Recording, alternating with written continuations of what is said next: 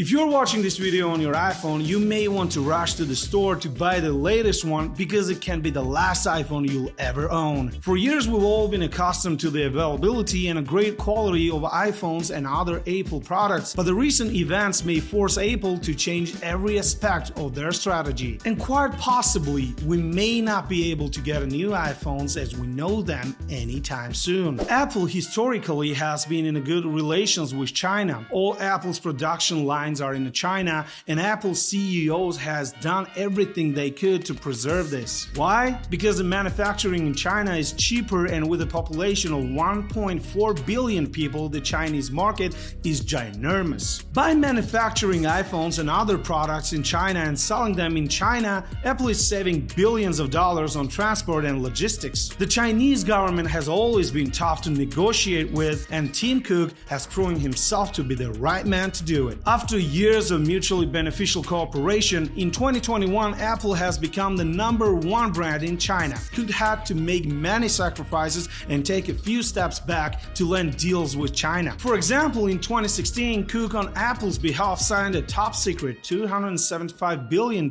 deal guaranteeing that Apple will do its part to develop China's economy and technological prowess through investments, business deals, and workers' training. These deals secured more loose legislation and eased the bureaucracy for Apple and allowed Apple to cement its position on the Chinese market. Additionally, Tim Cook has always tried to maintain good relations with China, regardless of America's political course. Just recently in 2022, Tim did an interview with China Daily, and American politicians were quick to react, calling China Daily a propaganda rag and lashing out on a Cook for, and I quote, "sitting down with the communists, genocide denying China Daily." Let's not forget that Mr. Cook is a businessman and high revenues are his top priorities. In 2021, he said, "We have a responsibility as a business to do business in as many places as we can," which only proves this point. But with Apple's largest factory being closed down because of the zero-COVID policy of the Chinese government, Apple is faced with huge losses, supply chain breakage, and possibly even delays in iPhone production, which has never happened before. Despite years of productive cooperation, Apple might fall victim to China's internal problems. It is true that China is going through a rough patch right now. Zero-COVID policy, real estate crisis, sanctions, etc. Let's see how each one is dangerous, starting with zero-COVID policy. Business and consumer activity in the world's second largest economy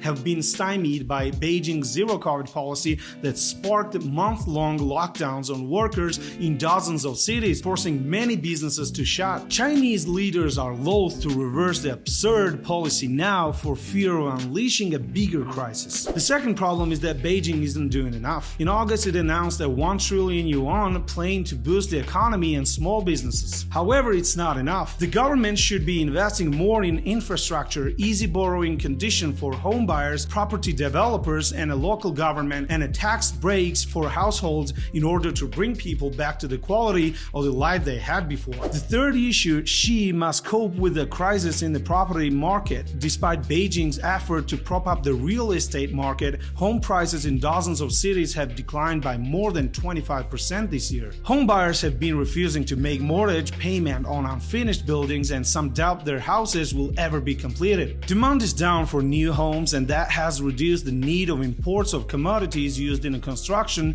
and China's biggest developers are going under. Plus, the tech giants in China are reporting losses while the government is continuing its crackdown. Chip shortage is out of control, with exports of chips falling by 12.4% in September. It's not looking good for China right now, and probably won't get better anytime soon. So, factories are closed, people can't work, chip shortage is on the rise. How does that affect Apple? Closed factories mean no products can be produced on time. Chip shortage leads to a smaller production volumes, and a real estate crisis with tightening bolts may lead to an unstable political situation in China. Apple potentially is looking at multi-billion-dollar losses. Tim Cook warned during the company's last earnings call in April that China's supply chain bottlenecks could cause a hit to its business as high as $8 billion in the next quarter. And you may not see another Apple for quite some time. What can Apple do about it? And why, if the hell break loose in China, you will not see another iPhone as you know it? Well, Apple has started shifting its production to India